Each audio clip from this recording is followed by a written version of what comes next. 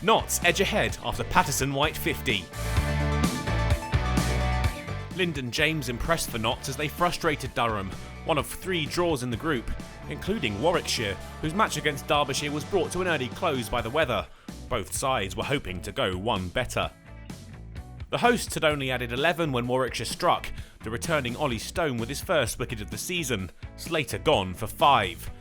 Haseeb Hameed stuck around long enough to take Notts to the cusp of 50 runs, before he too was removed. Ben Duckett then fell in the next over. Bresnan swung one into his pads, but the batsman had no answer. Notts stumbled past 50, Lyndon James now at the crease after his game-saving knock last time out. But he'd be unable to follow that with another important innings. A mix-up in the middle enough to afford Rhodes the run-out opportunity. The lunch break came a few overs later, Notts wobbling in at 76 for 4. Joe Clark and Stephen Mullaney stopped the rot after lunch and helped Notts through to 3 figures. Their resistance came to an end at the hands of Rhodes, and a quite remarkable diving catch from Vihari on debut saw Mullaney plucked out of mid-air for 31. The Bears were on the charge. Clark survived a vociferous appeal off the very next ball, but the reprieve was a brief one. It wasn't long before Stone had his man. Clark caught in the slips for 29. Notts then found their way to 150, Patterson-White and Moores now the pairing at the crease. They guided their side through to tea, the score 176 for 6, and Notts clawing their way back into contention. Moores was the first man to depart of the evening session, the danger man Rhodes once again striking to take the key wicket. Stuart Broad stuck around long enough to take the score past 200, but that was the end of the road for the England bowler. He fell courtesy of Rhodes for 21.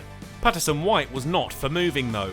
He stuck around where many of his colleagues had fallen, and before long had played his way to a half-century. Notts had put together an important recovery, and soon enough they'd reached 250, and picked up their second batting bonus point of the day in the process. A change of bat was necessary for Patterson-White. His willow gave up the ghost long before Nottinghamshire did. By the time Warwickshire had removed Chappell by way of some juggling in the slips, the score was pushing on towards 300. But Patterson wouldn't be able to stick with Patterson-White. Removed 2 balls later, Notts all out for 273. With 73 not out to his name, the Notts number 8 had been crucial for his side, Patterson-White underpinning the lower order recovery and giving the home side a foothold. The Bears had turned to Rhodes when they needed a wicket. He finished with 4 to his name. But Notts would strike early. Rob Yates fell to the first ball he faced. Warwickshire in trouble, and the home side's momentum continued. Broad, back in county colours, removed debutant Vihari for a 23-ball duck.